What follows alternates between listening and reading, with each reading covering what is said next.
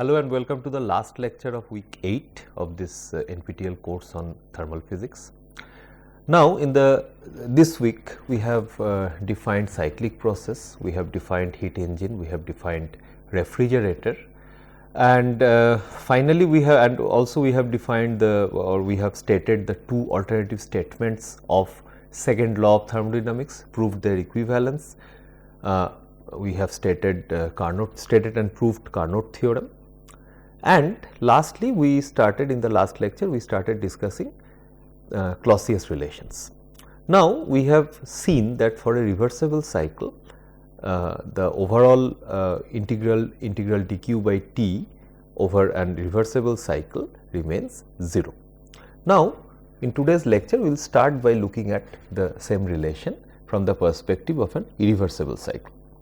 Now, for an irreversible engine, let us consider an irreversible engine, because a reversible engine works with operates in irreversible cycles, right.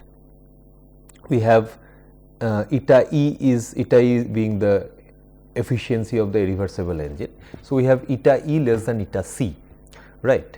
So, 1 by Q2 by Q1 for the irreversible process is less than 1 minus Q2 by Q1, which is the right hand side is for a reversible process. So, we can equate it with 1 minus T2 by T1, right. Now, if we simplify the above relation, we get Q2 irreversible divided by Q1 irreversible is greater than T2 by T1, which gives you Q1 irreversible by T1 minus Q2 irreversible by T2 less than 0. Now, once again we need to correct for the sign of Q2, because in this case Q2 is the heat going out of the system, and the convention that we have decided to follow throughout the throughout the course of this lecture series, that work done on the system is negative, work done by the system is positive. Similarly, heat going into the system is positive, whereas the heat that is coming out of the system is negative. So, going by that convention, Q2 is negative. So, we can correct for the sign of this Q2, and we can write Q1 by T1 plus Q2 by T2 for an irreversible process. The superscript IRR stands for the irreversible process is less than 0. Right. And this is just for a simple two step irreversible process. Now, as in case of a reversible cycle, we have seen that any arbitrary reversible cycle can be broken into an infinite many numbers of consecutive Carnot cycle.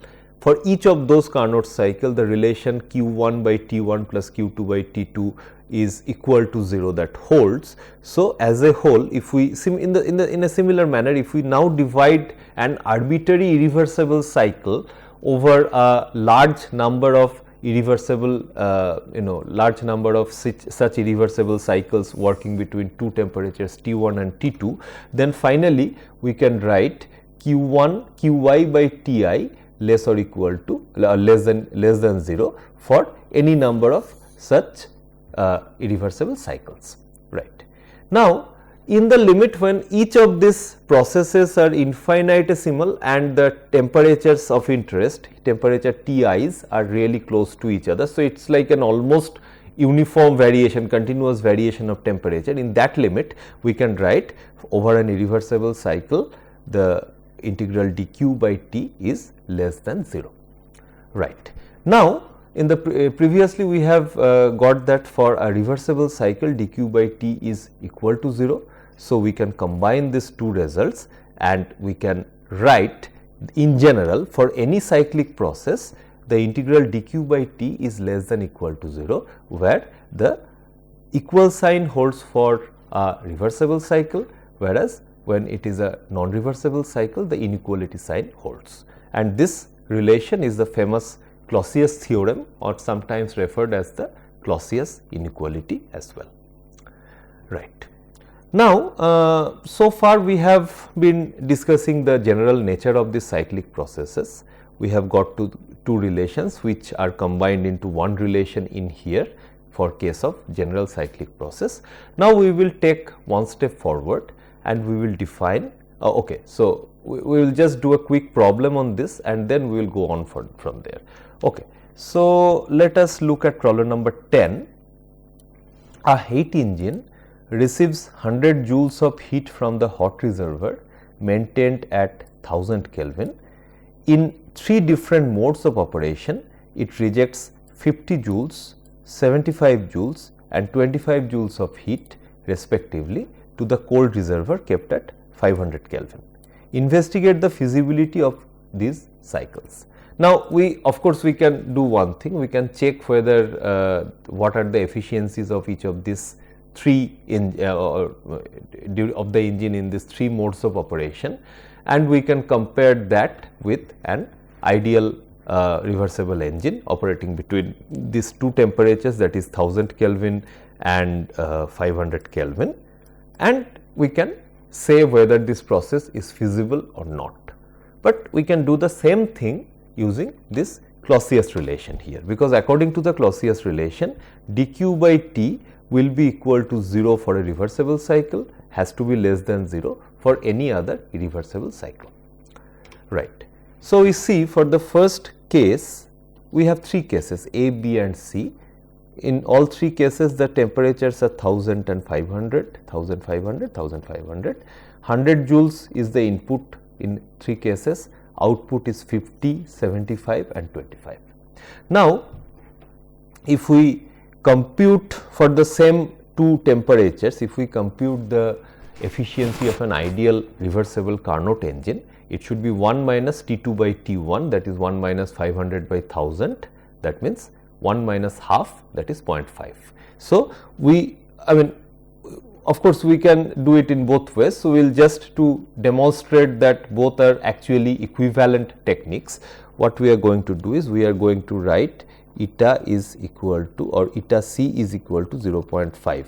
This is for all 3 cases. Eta c is irrespective of whether we have an irreversible reversible engine or not. Eta c is the idealized case. Now, for the first case, what do we get? What is the efficiency here? 100 joules taken, 50 joules rejected. So, 1 minus Q2 by Q1, that is 1 minus 50 by 100, once again is 0.5. So, eta 1 is equal to once again 0.5. Okay. So, this is an ideal case. So, it is physically possible. Okay. So, it is theoretically possible. Physically might not be possible, but we do not care at this point, because we are just verifying whether this inequality holds or not, right. And without surprise, we see dq by t, if we compute for this process, this will be 100 by 1000 minus 50 by 100, which will be equal to 0, because this is a reversible process. The efficiency of this engine is exactly equal to the Carnot engine. Now, for the second process, 75 joules is being rejected and 100 joules being absorbed. So, 1 minus Q2 by Q1 is equal to 1 minus 75 by 100. So, 1 minus 3 by 4, which is 4 minus 3 by 4, that is 1 by 4. So, eta 2, I will just write it here, eta 2 will be 0.25. Of course, this is less than eta c. So, this is, in this case, this is equal to eta c. In this case, it is less than eta c, and this is possible. This process is possible. So, any engine that has an efficiency less than the Carnot engine is allowed. And of course, once we calculate dq by t, it is 100 by 1000 minus 75 by 500. Computing this, we get, sorry, there should be a minus sign here, I missed it. Yeah, so it is 0.1 minus 0.15. So, it is minus, I will just correct it, minus 0. Little closer, maybe look nice, minus 0.05 joules per Kelvin. And we see both this Clausius inequality also holds, the Carnot theorem also holds. We do not have any problem. Now, for the last case, we have 100 joules being absorbed, 25 joules being rejected, that means 75 joules is in use for work. So, the efficiency is 1 minus 25 by 100, that means 1 minus 1 by 4, that is 3 by 4, that is 0.75. Now, eta 3 which is 0.75 is greater than eta c, which is not possible by Carnot theorem. Now, if we look at the Clausius inequality, you see delta integral dq by t is 100 by 1000 minus 25 by 100. This is 0.1 minus 0.05. So, 0.05 joules per k, which is not in agreement with the Clausius inequality. And this is without surprise. When we see when the Clausius inequality does not hold, the Carnot theorem is also being violated. So, this third case is not possible both by Clausius theorem and by Carnot theorem, Clausius inequality and by Carnot theorem, whichever way you want to call it. And this is not surprising, because both are alternative statements of, or both are the direct consequence of the second law of thermodynamics, right. And actually Clausius inequality has been derived keeping the Carnot theorem in mind, that an irreversible engine has an efficiency less than any reversible engine. So, there is no contradiction here, and we see this is Clausius inequality as of now gives us only another way of verifying whether an engine is so engine is following the second law of thermodynamics or not. But we can take it one step forward from here, or actually it is a huge step forward when we are going to define something called the entropy, and we will use this Clausius inequality in order to find out some very interesting and very universal properties of this quantity entropy. Now, let us just consider two states 1 and 2 in this PV indicator diagram, and between these two states we are free to choose or free to construct any number of reversible paths. It is an again a point choice of one, the state 1 and 2 are arbitrary, and choices of A, B and C, these three reversible paths are also arbitrary. Now, what we can do is we can construct three different cycles using this actually 1, 2, 3, actually we can do more than that, but let us consider these three cycles. One is 1A2B1, so that means this cycle. The second one is 1A2C1, that means this cycle, and the third one is 1B2C1, that means this cycle. So, of course, we can also consider another cycle here, wait a minute, A, B. So, we have considered this, we have considered this, and we have considered this. I think these are the three possibilities we have. Of course, the reverse cycle and the forward cycle is identical. Now, from the first cycle, which is 1A2B, and please remember all these three are reversible cycles. So, going by the Clausius inequality or Clausius theorem, this equality sign will hold here, and in all three cases the closed integral dq by t has to be equal to 0. Now, if we apply this theorem on 1A2, so the first cycle 1A2B, that means this cycle, this cycle here, we get integration 1 to 2 along A dq by t plus integration 2 to 1 along B dq by t is equal to 0. And what we can do is we can simply take this one to this side with a negative sign, because in a definite integral, if the limits are I to f, and if we put a minus sign, the limits will interchange and we will have f to I, right. So, we can do that, and such manipulation will give you, simple manipulation will give you integration 1 to 2 over A dq by t is equal to integration 1 to 2 over B dq by t. Now, considering reversible cycle 1A to C, that means if we consider this cycle over here, we can construct in a similar manner integration 1 to 2 along A dq by t is equal to integration 1 to 2 along C dq by t. Here we are only using the reversible property of the cycles and nothing else, and of course, we are using Clausius theorem and nothing else. Similarly, for the cycle 1b to c, that means this cycle over here, we can construct a similar we follow the similar construction and get 1 by 2 along b dq by t is 1 by 2 along c dq by t. So, what do we see? We see dq over here, it is written with a curly d, that means it is an imperfect integral. So, it depends on the path that we have discussed in details why and why it is depend on the path and all.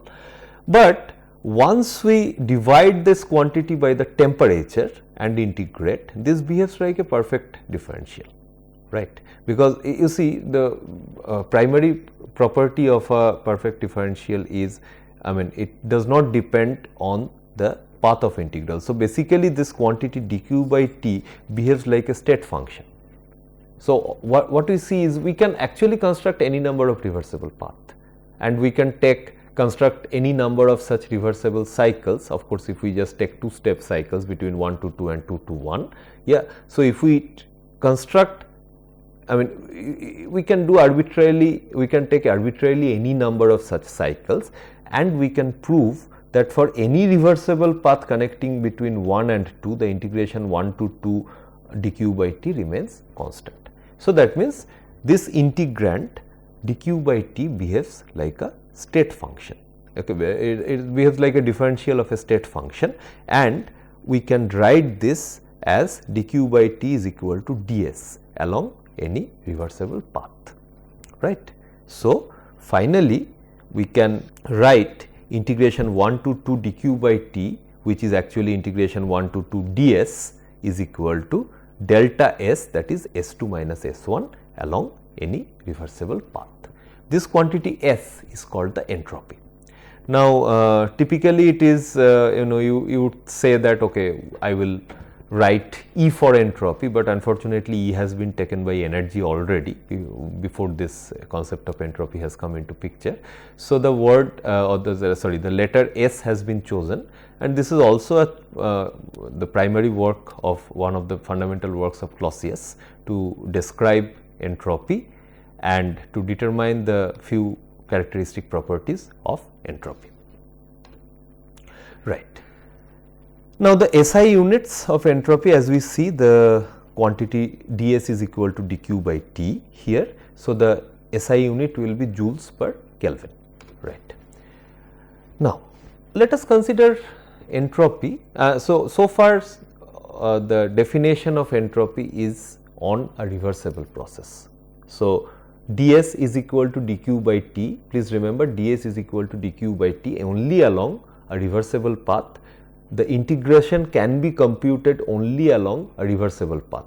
Being a state function, we can connect any two numbers of or any number of such, we can construct any number of path or any arbitrary reversible path. It does not matter. The integration dq by t between the first state point 1 to 2 will be equal to delta s. So, it is not a path dependent function anyway. All we have to do is we have to find a suitable path along which we can compute the integration, and if we know, so basically what I mean to say is if we know the initial state and the final state, we all we have to do is we have to connect those with a reversible path along which we can compute the integration. Okay. So, it does not matter whether the actual process has followed that path or not. As long as the initial and the final states are known, we can always perform this integration along any known reversible path. We'll come to that once again when we will be discussing examples. At present, it is just a theoretical concept. We will build on that very soon. Right.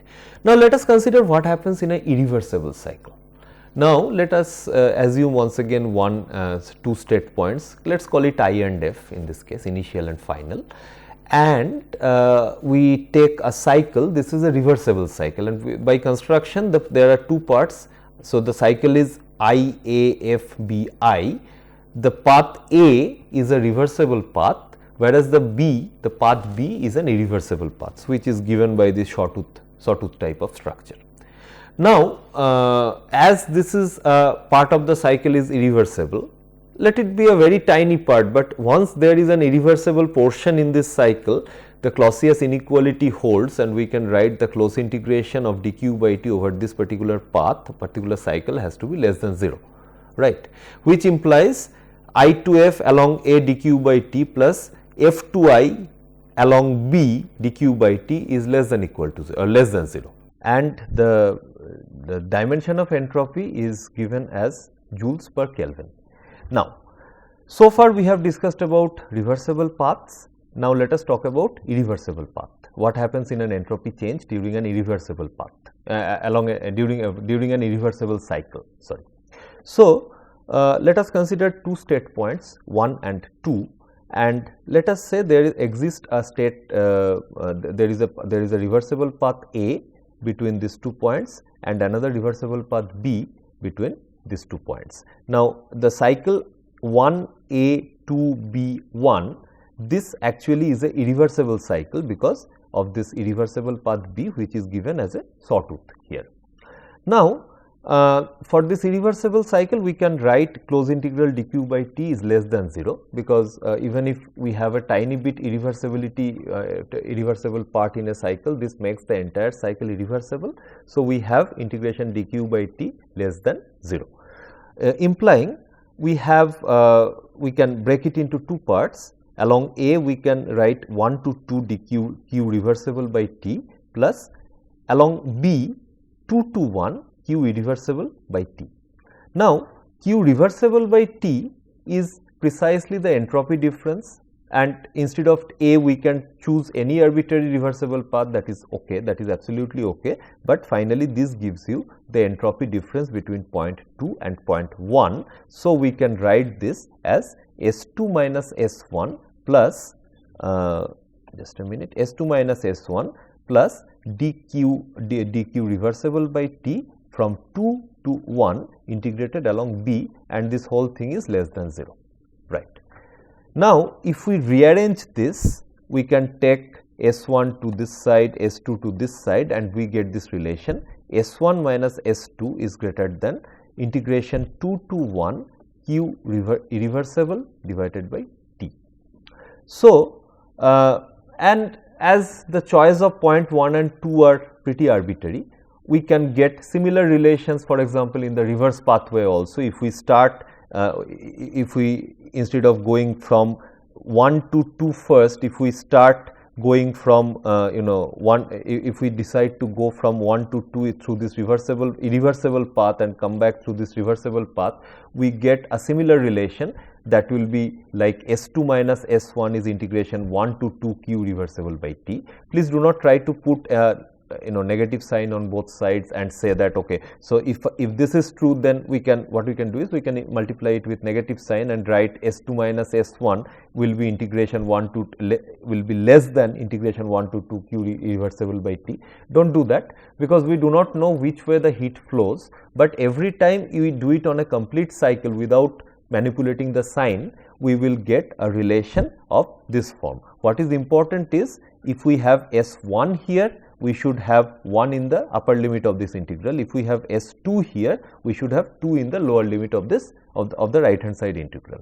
So, instead of writing 1, 2, etc., if we simply write I and F for my initial and the final state, then the general relation which will come out of this type of integration is this type of closed cycle integration will be SF minus SI is greater than equal to integration I to F dq by t, where this equality sign holds strictly for a reversible path connecting I, F and I, or I and F, right. Now, also please keep in mind that the choice of I and F has been totally arbitrary. I mean, we have demonstrated here using this diagram, we could take any 2 state points, we can make any 2, we can take any reversible path connecting those, we can take any reversible path connecting those. So, also we can take them infinitesimally close to each other. In that case, the integration becomes irrelevant. So, we do not even have to write the integration. So, the most general relation that we can think of from this type of construction, mathematical construction, is ds is greater than equal to dq by t. Right. Now, The two relations that we have derived here, these are two alternative statements of Clausius theorem or Clausius inequality. As of now, we do not have a physical significance of these relations, but very soon, actually precisely in the next lecture, we will go in more details about entropy change, and we will see that these relations actually help us defining the entropy principle. Right. So, now let us summarize on what have we learned about entropy so far. First of all, ds or delta S is equal to integration greater than equal to integration I to f dq by t, which we have just proved, where the equality holds for a reversible path. Secondly, it is a state function, that is the integral is path independent. Okay. Now, thirdly, for adiabatic process dq is equal to 0. So, obviously, ds which is dq by t is also equal to 0. So, is as sorry, I should have written small ds because capital ds, yeah, I mean it means the same thing, but basically it means s is equal to constant. Delta S is equal to 0, that means ds is equal to 0 means s is equal to constant, and that is why an adiabatic process is often called an isentropic process. Right. Now, for infinitesimal process ds is greater than equal to dq by t, once again the equality holds only for the reversible path. So, we can use this relation, and for a reversible process we can write dq reversible or delta q reversible is equal to TdS. So, the first law of thermodynamics takes the mathematical form TdS is equal to du plus dw, where the process is along a reversible path. Right. And also please keep in mind that entropy, as we have defined, is a extensive parameter, because if we divide the system, let us say the total entropy of a system, of course total entropy cannot be measured, which we will discuss once again, but we can measure the entropy change like internal energy. We can measure the change in internal energy, but not the total internal energy of a system, except for ideal gases maybe. But once again, if we divide the system into two, the entropy will also be divided among two halves. So, it is an extensive property of the system, which, and for each extensive parameter there has to be an extensive parameter, there has to be an intensive parameter, the combination of which will have the dimension of energy. As entropy has an units of joules per Kelvin, temperature is the intensive parameter of interest, and the product TdS has the dimension of energy. Right. So, we see here this TdS here, this has the dimension of energy. TdS also has other significance. We will very soon encounter, or next week we will be discussing about TdS equations. There we will have more discussion on this particular parameter. Okay. So, now let us compute entropy change in some common processes. For example, a reversible temperature change for an object of mass m and specific heat capacity C.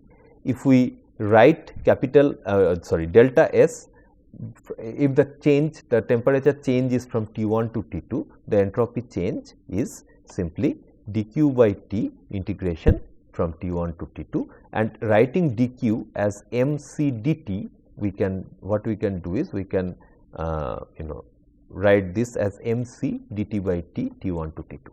Now, mass is a constant, and as long as the heat capacity C does not change with temperature, we can integrate this, we can take this out of the integration, and we can get delta S is equal to mc ln T2 by T1. Once again, keeping this constant over a very wide range of temperature is not a good assumption. We have already seen that for solids the specific heat, especially at low temperature, specific heat varies with temperature, but even for a limited temperature range it is probably okay. Now, next comes another simple process of phase change. Now, what is phase change? Phase change is when an object goes from solid to liquid or liquid to gas or vice versa. So, that is called a phase change, and each phase transition given at a given pressure takes place at a constant temperature, and there is always a latent heat L associated with each phase change, which gives us the entropy change delta S is equal to mL divided by T, where L is the latent heat per unit mass, m is the mass, and T is the temperature of the phase transition. Now, exchange of heat.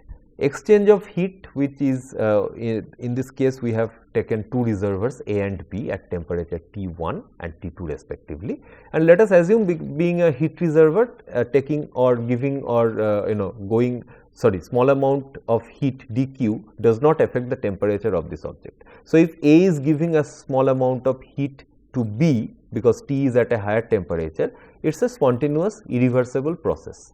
Once again, we cannot really integrate this because it is an irreversible process, but for small changes we really do not need to integrate. We can simply write delta SA will be equal to minus delta Q by T1 because dq heat is going out of the system, then it becomes negative. So, entropy change becomes negative, and delta SB is equal to delta Q by T2 where dq heat enters the system delta B and the entropy increases. So, the total change in entropy is delta SA plus delta SB, which is 1 over delta Q times 1 over T2 minus 1 over T1. Now, as T1 is greater than T2, 1 over T2 minus 1 over T1 as well as delta Q is greater than 0. So, this entire product is also greater than 0.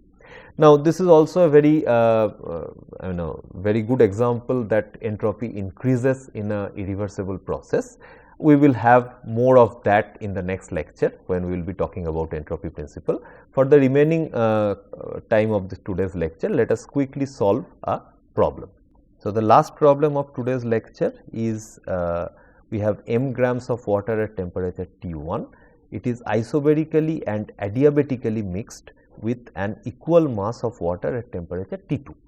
Now, so that the change in entropy in the process is 2 mCp ln T average root over of T1 by T2. Now, where T average is T1 plus T2 by 2.